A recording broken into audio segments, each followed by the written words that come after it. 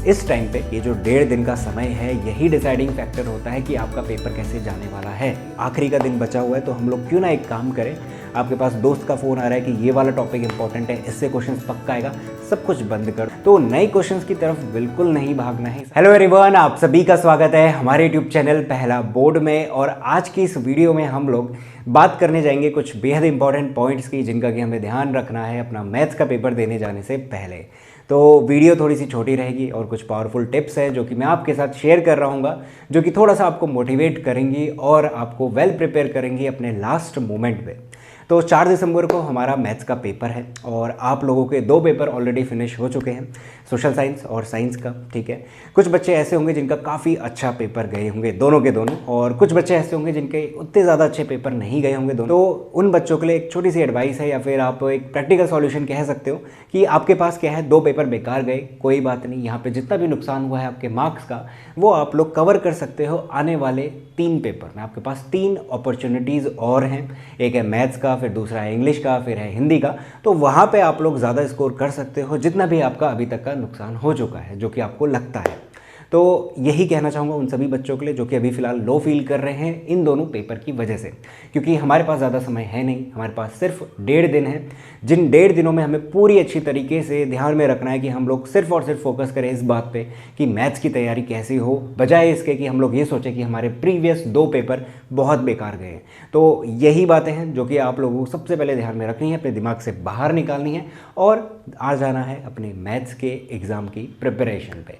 तो हम लोग बात करने वाले हैं अब इस वीडियो में। सबसे पहली जो टिप है जो कि मैं आपको देना चाहूँगा वो ये है कि आप लोगों को सबसे पहले रिवीजन पे ज़्यादा ध्यान देना है, बजाय इसके कि आप लोग प्रैक्टिस करने पे ज़्यादा ध्यान दो। अगर आप लोगों को सारे चैप्टर बिल्कुल अच्छी तरीके से ध्यान है, देखो 3 कैटेगरी है हमारे पास, अगर कोई भी चैप्टर आप लेते हो तो ये 3 बातें हैं जो कि आपको ध्यान में रखनी है कि आपको ये सारी चीज़ें उस चैप्टर से आनी चाहिए, कुछ भी हो जाए। सबसे पहले है फॉर्मूले, जितने भी फॉर्मूले हैं उस चैप्टर में सब कुछ आपको अच्छी तरीके से ध्यान में होने चाहिए। दूसरी बातें हैं कि आपको उनकी जो कॉन्सेप्ट है वो सब कुछ पता होने चाहिए विद एग्जांपल।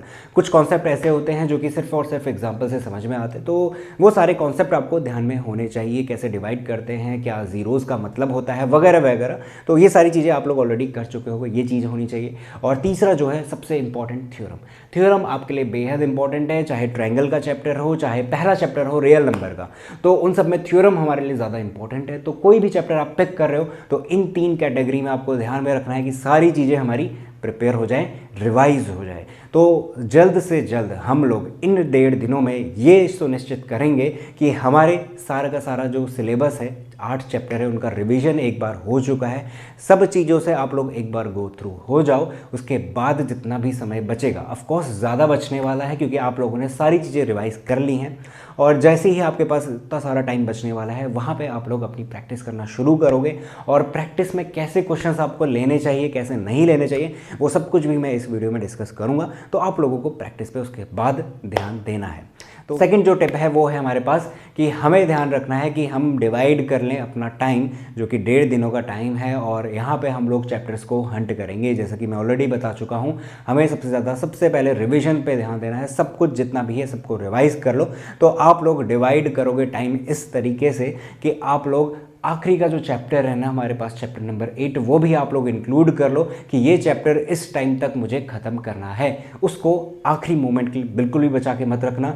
यहाँ पर ये हो जाएगा कि आपको वो आखिरी मोमेंट तक याद नहीं हो पाएगा या फिर आप लोग रिवाइज नहीं कर पाओगे उस चैप्टर को। तो जितना भी कुछ है एक बार में ये रिवाइज करनी है। ये था हमारे पास दूसरा टिप। इसके बाद जो थर्ड टिप है हमारे पास वो ये है कि आप लोगों को वो क्वेश्चंस पिक करने हैं जो कि आप लोग ऑलरेडी फिनिश कर चुके हो या फिर ऑलरेडी आप लोगों ने वो क्वेश्चंस देखे हुए हैं। इस टाइम पे ये जो 1.5 दिन का समय है यही डिसाइडिंग फैक्टर होता है कि आपका पेपर कैसे जाने वाला है। और स्पेशली अगर मैं मैथ्स की बात करूँ तो बच्चे यहाँ पे क्या करते हैं, वो ये करते हैं कि आखिरी का दिन बचा हुआ है तो हम लोग क्यों ना एक काम करें कि बाकी सब तो हमने देखा हुआ है ना, बाकी सारे क्वेश्चंस हमने देखे हुए हैं, उनका रिविजन भी हमने करा हुआ है, उनकी प्रैक्टिस भी हमने करी है, तो उन सबको साइड कर देते हैं और वो सारे क्वेश्चंस लेने शुरू कर देते हैं जो बिल्कुल नए हैं। उनको ये लगता है कि हम लोग जितने ज़्यादा क्वेश्चंस हो सकते हैं, जितनी वैरायटीज़ हो सकते हैं, इस आखिरी मोमेंट में कवर कर लेते हैं। इससे क्या होगा, इससे ये होगा कि अगर वो क्वेश्चन फंस गया तो वो हमें याद रहेगा। बट ऐसी ब्लंडर मिस्टेक हमें नहीं करनी है। हमें बजाय इसके कि हम लोग ये ध्यान दें कि हम नई नई क्वेश्चंस पिक करें आखिरी के टाइम पे, आपको ध्यान ये देना है कि आप लोगों ने जो ऑलरेडी फिनिश कर चुका है, जो भी क्वेश्चंस आपने फिनिश कर चुके हैं, जो भी सैम्पल पेपर आपने सॉल्व करे, उन्हीं सैम्पल पेपर को, उन्हीं क्वेश्चंस को बार बार करो जितना भी आपके पास टाइम अवेलेबल है। इससे क्या होगा, वही सेम चीज़ें, वही कॉन्सेप्ट आप लोग बार बार क्या कर रहे होगे, रिवाइज कर रहे होगे, और उन्हीं कॉन्सेप्ट में से, उन्हीं तरीके के क्वेश्चंस में से आपके पास क्वेश्चंस बनने वाले हैं। तो नए क्वेश्चंस की तरफ बिल्कुल नहीं भागना है। इस आखिरी टाइम पे आपके पास दोस्त का फ़ोन आ रहा है कि ये वाला टॉपिक इंपॉर्टेंट है, इससे क्वेश्चंस पक्का आएगा, सब कुछ बंद कर दो। सिर्फ और सिर्फ अपनी जो 1.5 महीने या फिर 2 महीने आपने प्रैक्टिस करी है मैथ्स में, जितना भी कंटेंट आपने इकट्ठा कर रखा है, जो भी एक बार देखा हुआ है रिविजन के लिए, उस चीज़ पर ज़्यादा ध्यान देना बजाय इसके। और जो आखिरी टिप है, tip number 4, last but not the least है। और ये टिप काफ़ी बच्चे फॉलो करते हैं ऑलरेडी, और नहीं करते तो थोड़ा सा ट्राई कर लेना इस पेपर के लिए स्पेशली, क्योंकि यहाँ पे हमें चाहिए कि हमारा दिमाग ज़्यादा एक्टिवली काम कर सके इस 1.5 घंटे में।